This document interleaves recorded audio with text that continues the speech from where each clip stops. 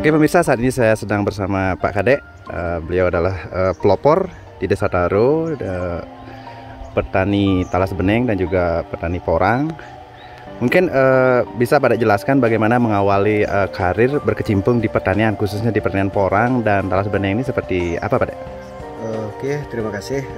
Tiang berkecimpung di petani porang dan juga talas beneng. Nah, khususnya pada hari ini di talas beneng. Nah, kenapa Tiang tertarik mengembangkan talas beneng? Nah, kita ingin memanfaatkan lahan-lahan yang kurang produktif, lahan yang masih belum terkelola dengan baik, lahan tidur kita manfaatkan untuk budidaya tanaman talas beneng ini. Nah, kenapa talas beneng?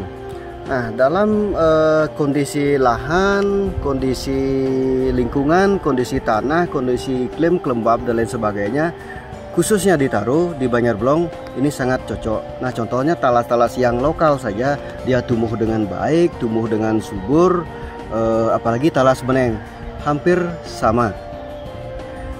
Dan juga kita ingin mengangkat dari segi ekonomi, dalam artian kadang-kadang petani kita kan kadang tanam sesuatu, nanti nilai jualnya kemana dan lain sebagainya. Nah, kita ingin mengangkat seperti itu, khususnya talas beneng, dari segi nilai ekonominya, nilai jualnya kita dapatkan di sana.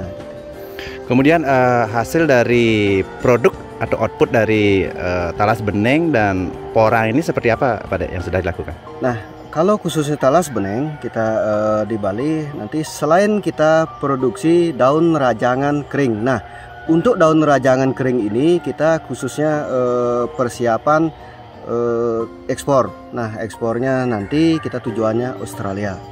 Nah, selanjutnya dari batang daun talas beneng ini juga kita bisa manfaatkan sebagai makanan ternak dan juga sebagai kerajinan. Nah, mungkin dari kerajinan tas atau anyaman-anyaman dan lain sebagainya bisa kita manfaatkan dari batang atau lompong.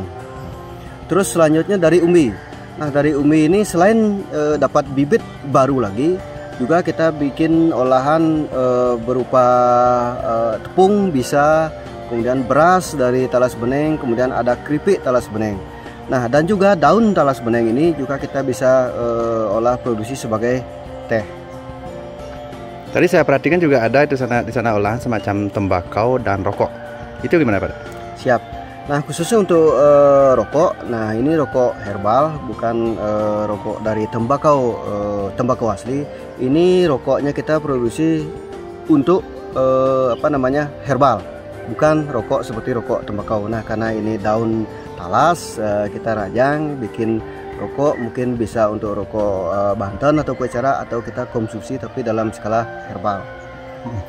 Mungkin tadi belum dijawab, mengawali Pak Dek mengawali petani ini dimulai itu dari tahun kapan Pak Dek? Nah, khususnya di talas beneng, kalau porang sih tahun 2019, 2 tahun yang lalu kita sudah mulai menggarap sampai ini memasuki musim yang kedua. Nah, untuk talas beneng kita terus terang baru mulai 4 bulan yang lalu. Nah, kalau di luar Bali, di aslinya di sana di Jawa Tengah, di Pandeglang itu udah sekitar 5 tahun yang lalu sudah mulai booming. Nah, kalau di Bali baru satu-satunya kita mengawali di sini. Nah, itu mulainya karena melihat lahan yang kurang produktif, apa sih tanaman yang mudah kita tanam, mudah pemeliharaannya tapi laku dijual. Nah, inilah ketemunya talas beneng. Terus hambatan apa saja yang Pak Dek temukan dalam bertani talas beneng dan porang ini Pak Dek? Nah, dari segi budidayanya, kalau khususnya kita di Taro, di Banjarblong, dari segi hambatan sementara belum begitu banyaklah kelihatan hambatan. Nah, karena ini tanaman sama dengan tanaman lokal, dari segi budidayanya mungkin Tiang bilang belum ada hambatan, tidak ada hambatan sama sekali. Nah, dari segi pasca panennya baru di sana ada hambatan. Nah, karena kondisinya kita di Taro khususnya kadang-kadang cuaca musim kemarau, hujan, kadang tiba-tiba ada. Nah, kita di pengolahan, di pasca panennya, daun yang kita panen, kemudian kita rajang, kita ada kendala di penjemuran. Penjemuran ini jika musim hujan kita tidak bisa lakukan maksimal, karena keringnya kalau keringnya yang bagus minimal 8 jam sudah harus kering, artinya 1 hari penyemburan harus sudah kering. Nah, kita kendalanya cuma di sana sementara. Berarti di faktor cuaca ya? Faktor cuaca. Kemudian tadi sempat saya perhatikan juga di sini sudah mengadopsi pupuk organik pengolahan dari TPS 3R milik BUMDes dari Desa Taro. Bagaimana Pak Dek bisa seperti itu? Siap. Nah, karena kita terintegrasi, kita sengaja memperbaiki lahan-lahan yang mungkin kelebihan kimia, kita perbaiki dengan lahan yang pupuk organik. Contohnya dari bank sampah TPS R3 Desa Tarunya, kita berkolaborasi. Tanamnya kita dari petani, kemudian pupuknya kita pakai pupuk kompos sampahnya bank sampah Desa Taro. Nah, kita berkolaborasi bekerja sama dengan Desa Tarunya. Kemudian dari sisi marketingnya sejauh mana peluang saat ini Pak Dek? Dan seperti apa teknis di lapangan sisi marketingnya dari output produk pengolahan pertanian ini? Oke, dari segi pemasaran terus terang kita masih kekurangan bahan, kekurangan produk. Dari permintaan setiap bulan daun rajangan kering kita ekspor ke Australia sekitar 200 ton rajangan kering kita diminta. Nah, belum kita bisa penuhi 100%. Nah, bahkan masih di bawah 20% baru kita penuhi, khususnya di Bali.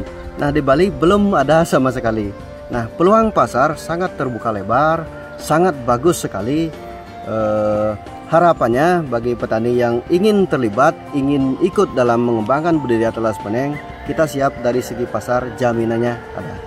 Berarti seperti penjelasan Pak Dek tadi, jumlah permintaan itu lebih besar ketimbang ketersediaan yang bisa dipasok seperti itu ya? Boleh dibilang. Berarti artinya peluang pasarnya sangat tinggi, seperti itu ya? Sangat tinggi. Kemudian apa harapan Pak Dek dengan adanya pertanian semacam ini terhadap pemerintah Kabupaten Gianyar? Seperti hari ini kita sudah dapat kunjungan dari Pak Kadis Pertanian Kabupaten Gianyar dan sudah melakukan penanaman talas beneng di sini.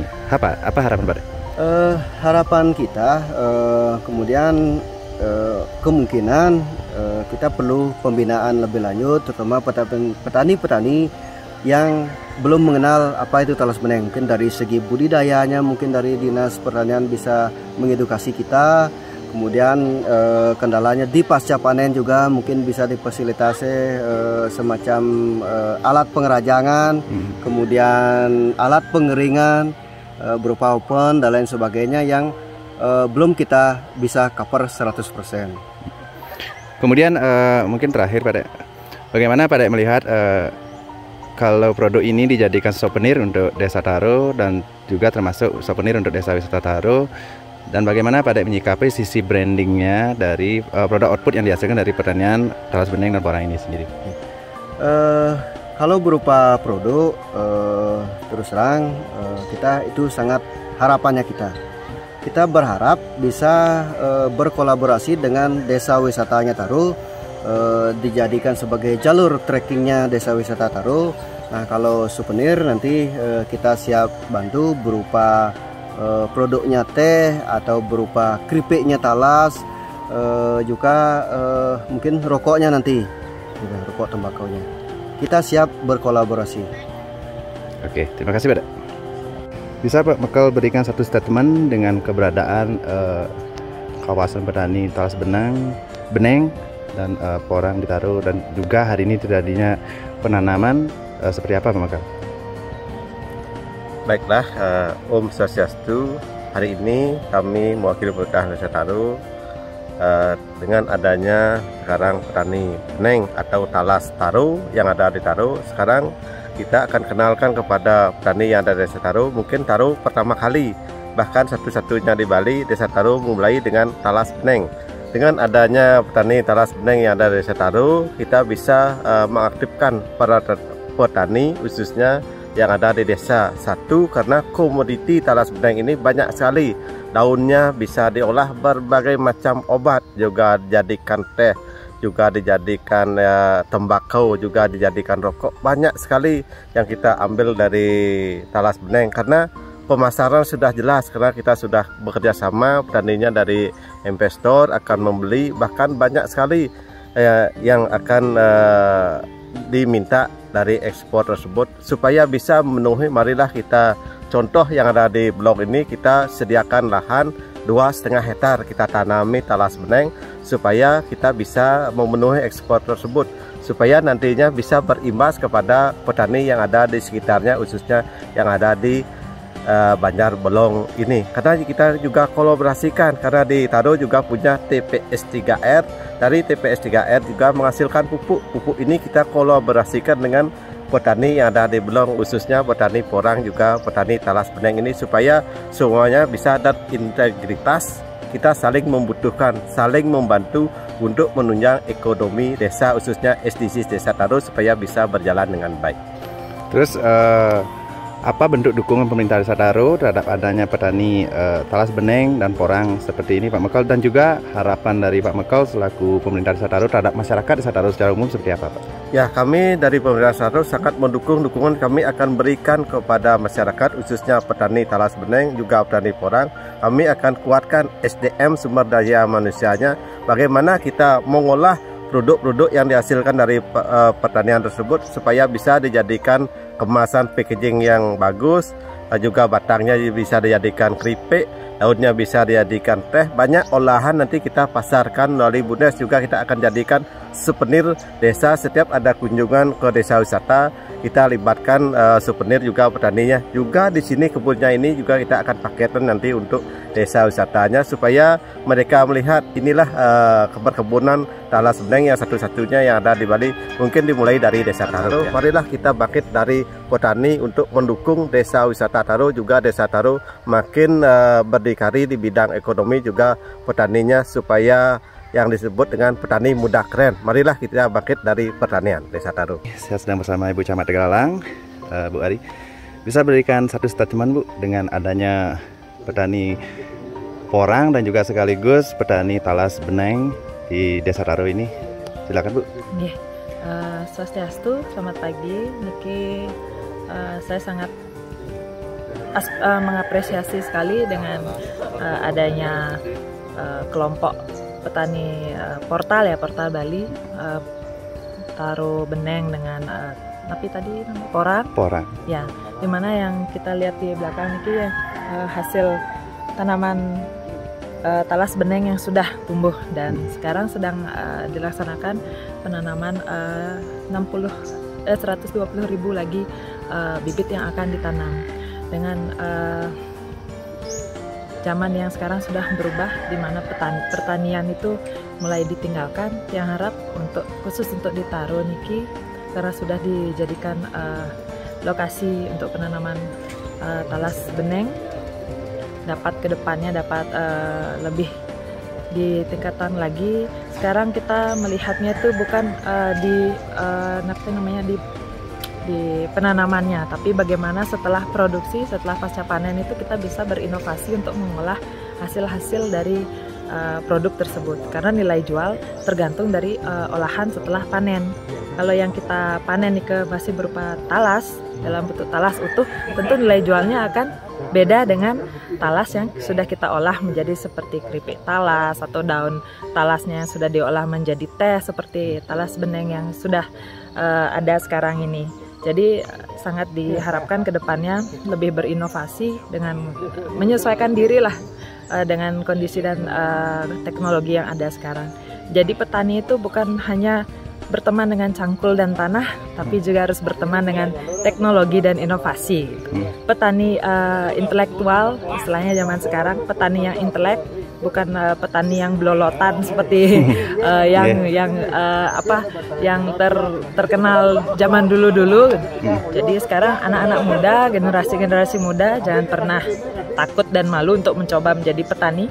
Jadilah petani yang intelek, petani yang akrab dengan IT, dengan inovasi, dan dengan program-program untuk lebih memajukan pertanian. Kemudian lagi satu terakhir ini juga, bagaimana Ibu melihat sisi branding dari pertanian dari talas beneng dan porang Taro ini, mengingat seperti yang dijelaskan oleh petani tadi, ini adalah pengembangan pertama dan satu-satunya di Bali. Bagaimana Ibu melihat sisi brandingnya? Dari penyampaian tadi, saya optimis ke depannya apabila benar-benar lakukan sesuai dengan apa yang sudah direncanakan. Artinya sudah ada rencana untuk pengolahan, inovasinya menjadi produk-produk yang inovatif. Tentu kedepannya akan otomatis mendongkrak nilai jual, dan apabila sudah ada nilai jual yang pas sesuai dengan inovasi yang ada, nanti tidak usah kita mengajak orang lagi. Orang yang akan datang ke sini untuk bagaimana dong caranya bercocok tanam talas beneng gitu. Karena dia sudah melihat nilai nilai jualnya itu tinggi gitu. Karena sudah dalam bentuk produk olahan gitu. Oke, makasih Bu. Oke. Pemirsa, saat ini saya sedang bersama Pak Kadis Pertanian Kabupaten Gianyar. Bisa Pak berikan satu statement Pak dengan adanya pertanian porang dan talas beneng di Desa Taru, seperti apa Pak?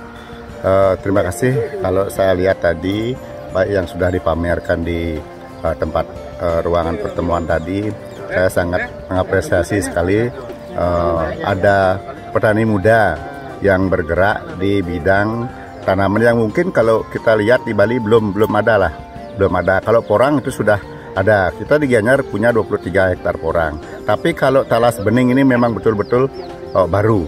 Nah, tapi kami sudah melihat paparan daripada penggiat ini bahkan sudah ada di tingkat MOU.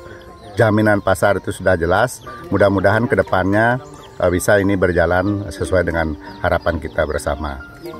Terus bagaimana bentuk dukungan dari pemerintah Kabupaten Gianyar, khususnya dari Dinas Pertanian terhadap adanya penggiat porang dan talas benang di Taru seperti sekarang ini Pak? Tadi kami sudah arahkan kepada penggiat ini supaya jangan sendiri-sendirilah, berbentuk kelompok gitu. Nanti kalau sudah bentuk kelompok, kita nanti akan fasilitasi kira-kira apa yang kurang dalam pelaksanaan kegiatan ini. Mungkin langkah awal kita akan lakukan pembinaan secara rutin. Terus dari sisi branding, ini kan pertama dan satu-satunya di Bali Pak ya. Bagaimana pemerintah Kabupaten Gianyar mengapresiasi dengan adanya penggiat porang dan talas benang seperti ini yang pertama Pak?